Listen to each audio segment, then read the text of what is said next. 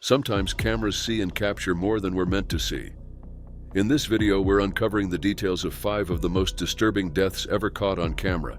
Moments that began like any other, only to end in sudden, irreversible tragedy. These recordings remain in our memory for their horror, shock, and heartbreaking finality.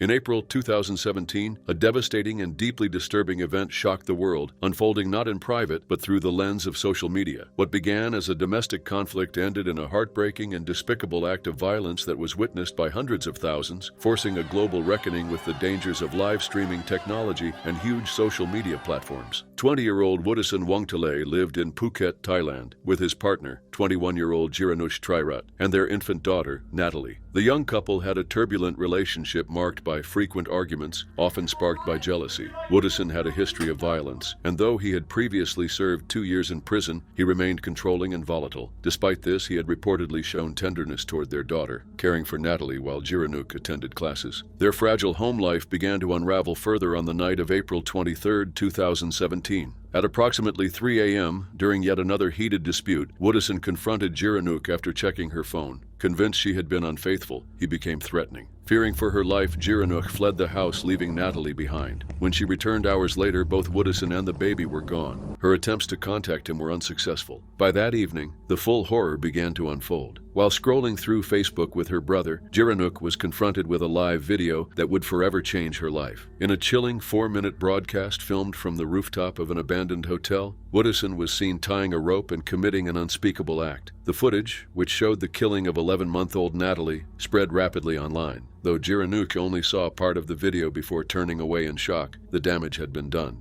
Authorities were immediately alerted, and a search was launched. Within hours, both Woodason and Natalie were found dead at the scene. The incident marked the first known killing in Thailand to be broadcast on Facebook Live. The aftermath was swift and deeply distressing. Facebook came under intense scrutiny for the nearly 24-hour delay in removing the videos, which had garnered a combined viewership of over 370,000 before they were taken down. The Ministry of Digital Economy contacted Facebook directly, and while the social media company cooperated and later issued a statement expressing condolences and promising improvements, the delay drew global scrutiny. 2 separate clips had been uploaded, one with 112,000 views, and the second with 258,000. The video had even been uploaded to YouTube, where it was viewed more than 2,300 times before being removed within 15 minutes. The widespread circulation of the footage sparked an emotional and cultural outcry. Thai officials, digital authorities, and internet users alike voiced shock and horror. National conversations emerged around the responsibilities of social media platforms and how to better prevent the sharing of violent content. Law enforcement and digital regulators pledged to reevaluate protocols for online monitoring and removal of graphic material. Jiranush, facing unbearable grief, publicly stated that she bore no anger toward Facebook or those who shared the video, recognizing that many acted out of sadness and disbelief. Despite the immense trauma, she expressed a desire to release hatred, acknowledging that it would not bring her daughter back. Mourning ceremonies for Natalie were held at a temple in Phuket, where images captured Jiranush holding her daughter's small white coffin in sorrow. At just 11 months old, Natalie's life was cut tragically short, and her death became a symbol of the dangers of unchecked digital platforms and unresolved domestic conflict. This case left a lasting scar not only on a family and a nation,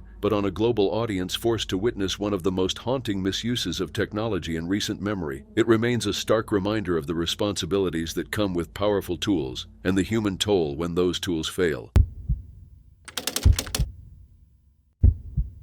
On the afternoon of March 26, 2023, a peaceful outing in downtown Vancouver turned into a tragic and senseless act of violence. 37-year-old Paul Stanley Schmidt, a father and partner, lost his life in a senseless attack outside a Starbucks cafe in front of his 3-year-old daughter and fiancée. To make things worse, the whole world had access to Paul's last moments. The unprovoked attack shocked the nation and left the family shattered. Paul was a dedicated father and partner, known by his loved ones as a kind and hard-working man. He had worked for 5 years at Jiffy Move, a moving company in Burnaby, and was described by colleagues as a dependable and devoted employee. To his mother, Kathy Schmidt, Paul was a man who lived for his family. He shared a life with his fiancée, Ashley Umali, and together they were raising their daughter, Erica. Their day-to-day existence was modest, centered around love and mutual support, with Paul being the sole provider through his physically demanding job. On that Sunday afternoon, Paul, Ashley, and Erica visited a Starbucks located at the intersection of West Pender and Granville Streets in downtown Vancouver. Ashley entered the cafe to order drinks while Paul remained outside with their daughter, who was in a stroller. During this moment, Paul encountered 32-year-old Inderdeep Singh Gosal, who was vaping nearby. Concerned for his daughter's health and well-being, Paul asked Gosal not to vape near the child. This brief exchange rapidly escalated. Gosal produced a knife and fatally stabbed Paul in the neck. The scene unfolded in a public space in broad daylight with numerous bystanders present. One individual recorded the incident. The video showed Paul staggering and bleeding heavily before collapsing on the pavement. Police later said an officer was flagged down at approximately 5:40 p.m., around 10 minutes after the attack occurred. Paul was transported to the hospital but succumbed to his injuries. Gosal was arrested at the scene without resistance and charged with second-degree murder. He later pleaded not guilty and remains in custody as the case proceeds through the courts. A pretrial conference is scheduled, followed by hearings to determine the admissibility of evidence. The brutal nature of the incident left witnesses, city officials, and the public in disbelief. It marked the 6th homicide in Vancouver in 2023 and quickly became a national point of discussion about public safety and the bystander effect. The fact that the attack was recorded and shared widely on social media added to the family's anguish. Paul's family, along with police and public officials, pleaded with the public to stop circulating the video. His stepsister Jessica expressed horror that someone had filmed the attack for views instead of assisting or seeking help. Paul's mother, Kathy Schmidt, voiced her deep sorrow and outrage, stating that the attack was so horribly wrong and expressing disbelief that no one had acted to help her son in time. She also questioned the nature of the crime, asking why someone would carry a knife into a coffee shop. She and others in the family have called for the charge against Gosal to be upgraded to first-degree murder, which would require proof of premeditation. A fundraiser was launched by the Dr. Sun Yat-sen Garden Society to support Ashley and Erica, raising over 165,000 Canadian dollars. Friends, neighbors, and strangers came together to express support for the family, many highlighting Paul's devotion to those he loved. The loss of Paul Stanley Schmidt has left an irreplaceable void. A father who simply wanted to protect his daughter met a violent and public end, leaving behind grief, unanswered questions, and a community grappling with the implications of inaction and violence in public spaces.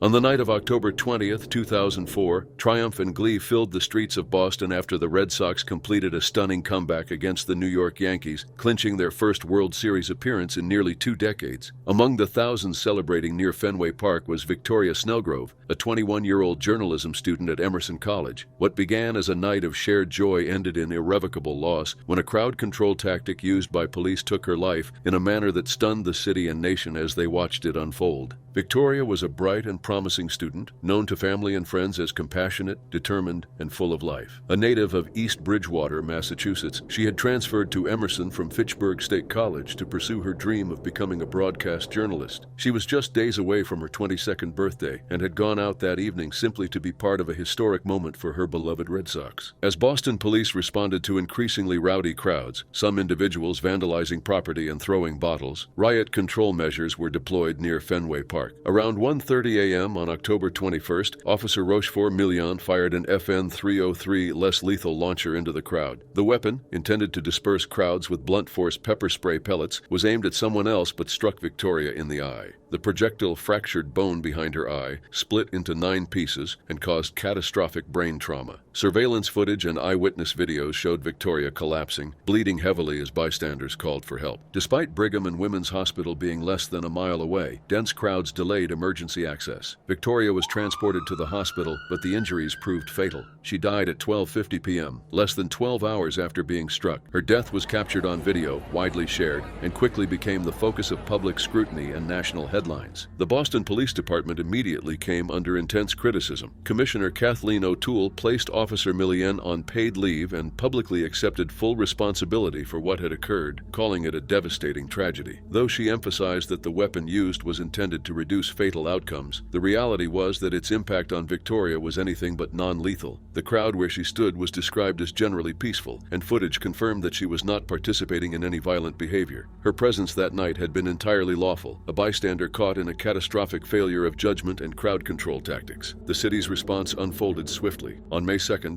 2005, Boston reached a $5.1 million wrongful death settlement with Victoria's family, the largest in its history. The Snellgroves also filed a $10 million lawsuit against FN Herstal, the Belgian manufacturer of the weapon. The case was settled out of court in June 2006 for an undisclosed amount. An investigation led by former U.S. Attorney Donald K. Stern issued 12 recommendations for Boston police reform, including enhanced training and stricter use of force protocols. No criminal charges were filed against the officers involved, but Commissioner O'Toole took disciplinary action. Millian was suspended for 45 days without pay, and the police superintendent on duty that night was demoted. The department retired and destroyed all FN 303 launchers by 2007, never deploying them again. Victoria's parents, Rick and Diane Snellgrove, transformed their grief into purpose. They established the Victoria Snellgrove Memorial Fund, supporting scholarships at East Bridgewater High School and Emerson College. The fund also helped build several playgrounds across Massachusetts, including one at Victoria's former middle school. Her legacy lives on in these acts of generosity, reflecting her spirit of kindness and care for others. In the years since, Boston police have adopted softer crowd management approaches, engaging peacefully with celebratory crowds and avoiding the use of riot gear and aggressive dispersal tactics. Though reforms were implemented for Rick and Diane, the loss remains profound. Their daughter, full of promise and compassion, died in an incident that should never have happened. Her death changed how Boston handles public celebrations, but it also left an unfillable void in the hearts of those who loved her.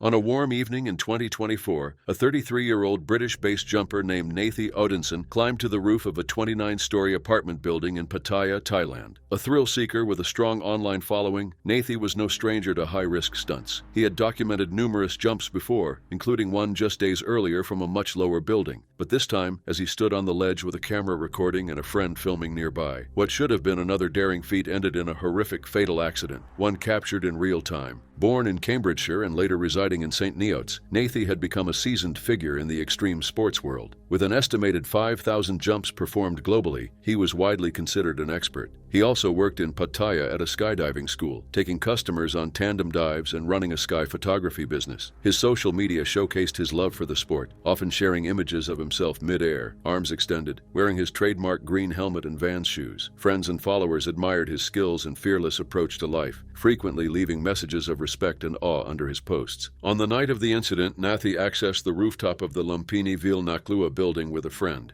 Surveillance footage later showed the two waiting for a quiet moment before making their way inside. Nathy prepared for the jump using the static line method, where a cord tied to the structure is intended to deploy the parachute automatically as the jumper falls. He had successfully executed this method days earlier. However, during this attempt, a critical error went unnoticed. The static line had become lodged beneath the strap of Nathy's backpack, preventing the pilot chute from releasing. In the footage, Nathy is seen adjusting his helmet camera and briefly checking his gear. He then counts down, steps over the ledge, and leaps. Within seconds, the consequences of the mistake become apparent. Instead of the parachute opening cleanly, the line remains trapped, leaving the chute tangled and flailing behind him. Nathy enters a rapid, uncontrolled spin. The video captures the chilling final moments as he clips a tree before striking the ground. His friend's gasp is heard just before the footage ends. Security guard Kanat Chansong later reported hearing a crash and initially mistook it for a falling branch. Only after a woman screamed did he realize it was a person. Emergency services were called immediately and arrived around 7:30 p.m. Despite their efforts, Nathy was pronounced dead at the scene. His parachute, a round blue canopy, remained only partially deployed. Local authorities began an investigation shortly after. Police Lieutenant Kamalporn Nadi of the Banglamung district stated that the malfunction prevented the parachute from centering as expected. Forensics officers examined the gear and Nathy's friend, who had recorded the incident, was questioned. Officials confirmed that Nathy had not been attacked and ruled the cause of death as accidental. They also informed the British Embassy in Bangkok, which reached out to Nathy's family in the UK.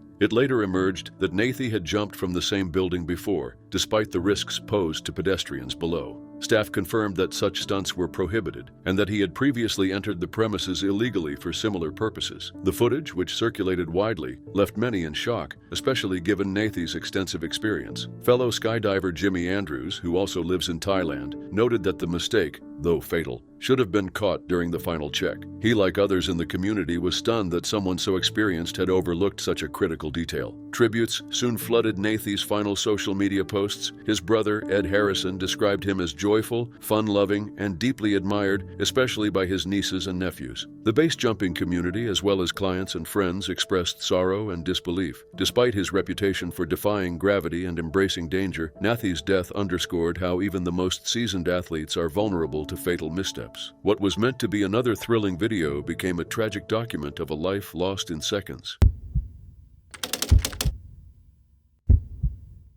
On June 8, 1971, a man who had dedicated much of his life to promoting health and longevity met his end in front of a live audience during filming an episode of The Dick Cavett Show. Born on August 16, 1898, in Manhattan to Polish Jewish immigrants, Jerome Irving Rodale was raised in the Lower East Side. After changing his last name from Cohen to Rodale in honor of his mother's maiden name, he pursued a career in accounting and later co-founded Rodale Manufacturing with his brother Joseph. By the 1930s, amidst the Great Depression, the Rodales had relocated to Emmaus, Pennsylvania, where Jerome also established Rodale Press, which would become a cornerstone of his future publishing empire. Rodale's lifelong concern with health began early. Plagued by heart murmurs and poor eyesight, he turned to the ideas of Bernard Macfadden and developed an interest in natural living. Inspired by the work of Albert Howard, Rodale became a passionate proponent of organic farming. In 1940, he founded the Rodale Organic Gardening Experimental Farm, and 2 years later launched Organic Farming and Gardening magazine, followed by Prevention in 1950. These platforms helped him popularize ideas that were far ahead of their time, including whole foods, natural remedies, and chemical-free agriculture. But his ideas weren't without controversy. Rodale made numerous dubious health claims, including that sugar could cause criminal behavior and that cola consumption led to sterility. He opposed vaccinations and promoted high doses of supplements without scientific backing. Despite widespread criticism from the medical community, his influence grew, and by 1971, he was featured on the cover of the New York Times Magazine as the guru of the organic food cult. On the day of the taping, Rodale appeared alongside Dick Cavett and, in keeping with his eccentric personality, brought unconventional health items on stage, including asparagus allegedly boiled in urine. He spoke energetically about his health practices and aspirations to live past 100. After his segment, he remained on the couch while the next guest, columnist Pete Hamill, was introduced. Only minutes into the interview, Rodale made a loud snoring sound and slumped over in his seat. At first, Cavett and the audience believed it was a joke. Some recalled Cavett making a quip, though he later denied remembering it. The atmosphere quickly shifted when Rodale failed to respond. Cavett called for medical help, and 2 doctors in the audience, an internist and an orthopedic resident, rushed the stage. CPR was administered, and firefighters from across the street also attempted to assist. Despite these efforts, Rodale was pronounced dead shortly after arrival at Roosevelt Hospital. He was 72 years old and had suffered a fatal heart attack. The taping was immediately halted. Out of respect, the episode was never aired. ABC chose instead to broadcast a rerun that evening, and Cavett later addressed the tragedy on air. In the years since, many people have claimed to remember watching Rodale die on television, a testament to the powerful impression the story has left on the public imagination, though no footage has ever been released. After Jerome's death, his publishing company remained a family legacy. His son, Robert Rodale, continued his work until his own untimely death in 1990. Today, Rodale's influence lives on through the ongoing popularity of Prevention magazine and the broader organic food movement. But his final moments serve as a chilling and unforgettable contradiction to the message he spent his life promoting.